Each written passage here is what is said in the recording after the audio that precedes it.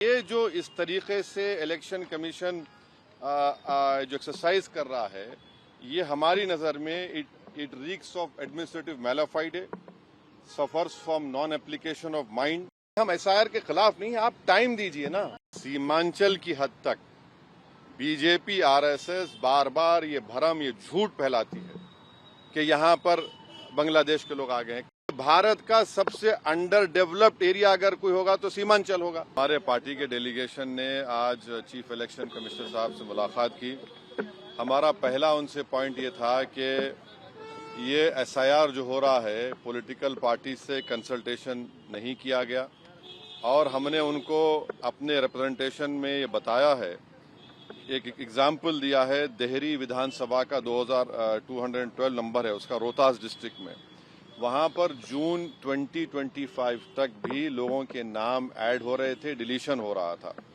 तो ये जो फैसला ईसीआई ने, इलेक्शन कमीशन ने लिया, वो जून में लिया, तो इसका तो कोई जिक्र भी नहीं है क्यों लिया।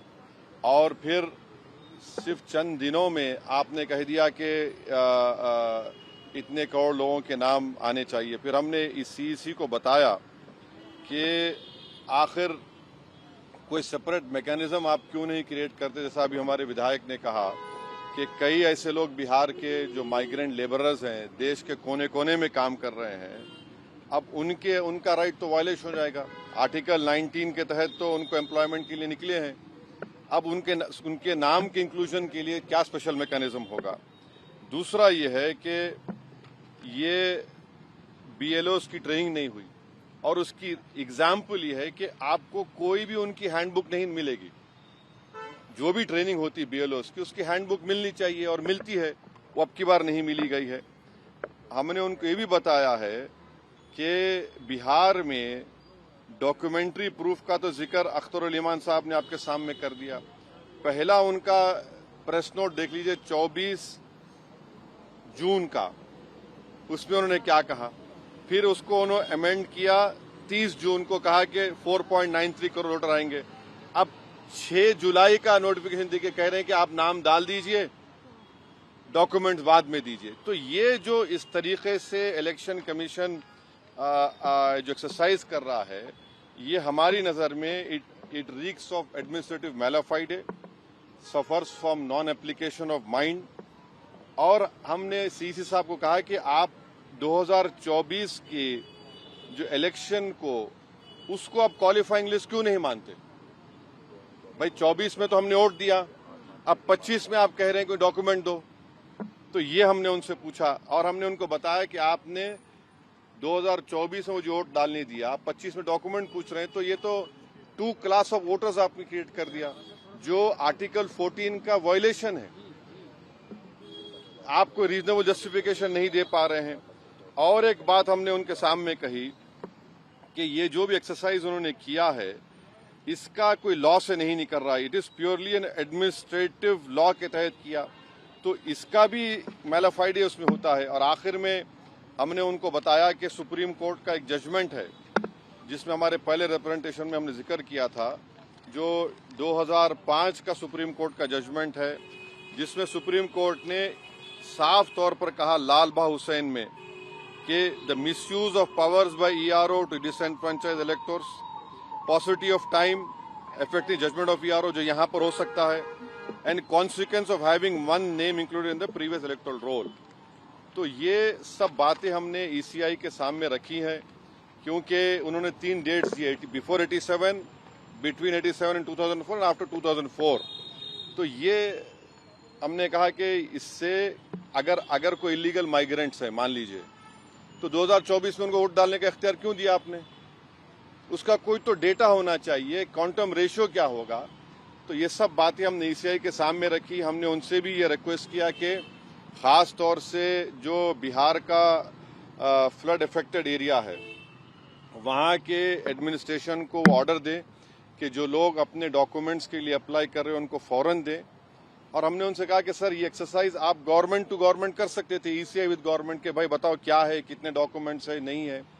मगर मेजर रीजन ये है, मेजर हमको जो लगता है कि जो बिहार के नौजवान बाहर हैं, चाहे मुंबई में हो, दिल्ली में हो, हरियाणा में हो, पंजाब में हो, हैदराबाद में हो, उनके लिए बड़ी दिक्कत पेश आएगी। और अगर नाम उनका नहीं आएगा तो फिर उनको वोट डालने का इख्तियार नहीं मिलेगा। और फिर ये जो एक्सरसाइज को इलेक्शन कमीशन खुद अपने उसमें नोटिफिकेशन में कह रहा है कि ईआरओ और ईआरओ सिटीजनशिप एक्ट 1955 में कॉम्पिटेंट अथॉरिटी को बोल सकता है।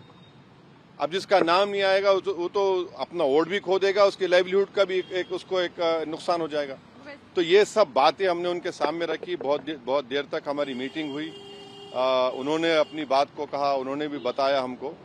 अब ये हमारी आज की मीटिंग की ये वो माने मोटा मोटा ये जो हुआ। राजनीतिक पार्टियां हैं बिहार में, जो विपक्षी पार्टियां हैं, एक के बाद एक पहले मैडम को। विपक्षी पार्टियां जो दूसरी है वो सुप्रीम कोर्ट पहुंच गई है इसी मुद्दे को लेकर। कह रहे कि एसआईआर जो है वो कहीं न कहीं इस वजह से भी किया जा रहा है ताकि बीजेपी को फायदा हो सके। वहाँ सुप्रीम कोर्ट ने नोटिस इशू किया 10 तारीख के लिए। अब हमारी पार्टी में भी हम बैठ के बात करेंगे और इस पर क्या फैसला लेंगे। मगर हमारा एक ही है कि आप इतने कम टाइम में एक्सरसाइज कैसे कर पाएंगे? बहुत टाइम कम है। एसआईआर में भाई जो लोग जो अपना एड्रेस चेंज कर लिए उनको क्यों आप पूछ रहे हैं बर्थ सर्टिफिकेट? माइग्रेशन होता है, अब क्या करेंगे वो लोग?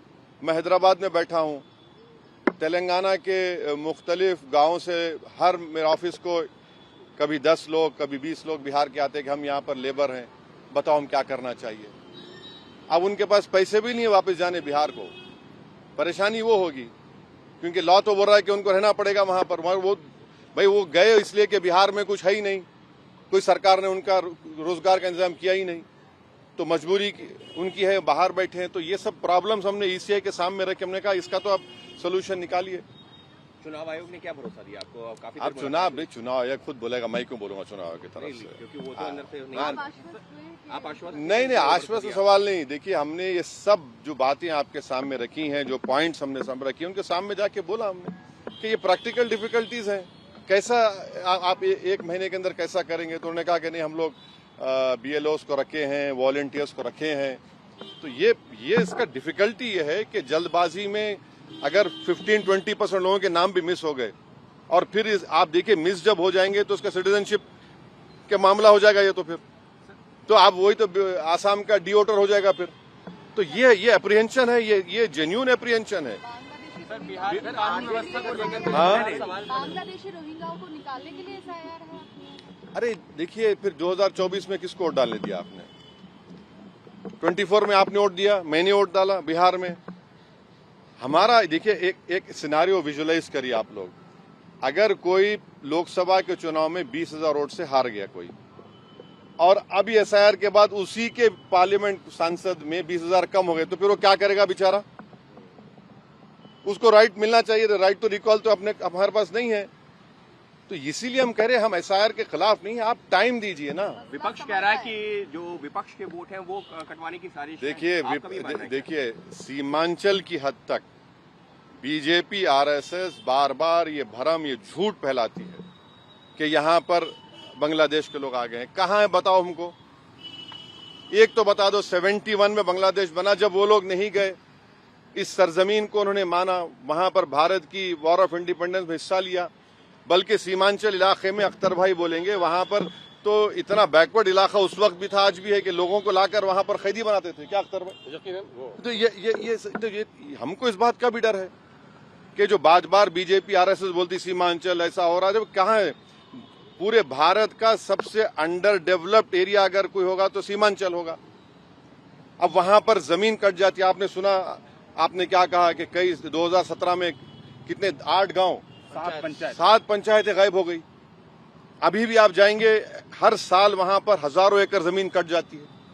तो ये चीज है सर। बिहार के कानून व्यवस्था को लेकर लगातार अब ये ईसीआई के तक मैं जो चुनाव आयोग ईसीआई के तक चुनाव आयोग ये कह रहा है कि 2002 में भी जब ये प्रक्रिया हुई थी 1 महीने का वक्त था। आप कह रहे हैं कि वक्त कम है, लेकिन उस दौरान ना पार्लियामेंट के इलेक्शन के लिए 1 साल का टाइम था। जो यहाँ सुन तो लीजिए, पार्लियामेंट के इलेक्शन में 1 साल का टाइम था, विधानसभा के इलेक्शन के लिए 2 साल का टाइम था। वो बात सही है कि इन्हीं महीनों में हुआ था, 31 दिनों की जानकारी दी गई। इन्हीं महीनों में हुआ था, मगर टाइम तो था चुनाव के लिए। अगर आप चुनाव को सामने, अब आपको नवंबर में 4 महीने में चुनाव कराना है तो इसको भी तो सामने रखिए। और जो सीमांचल के बिहार का नौजवान जो भारत के कोने कोने में जाकर काम करता है अपनी जिंदगी के लिए, उसका क्या होगा बताइए।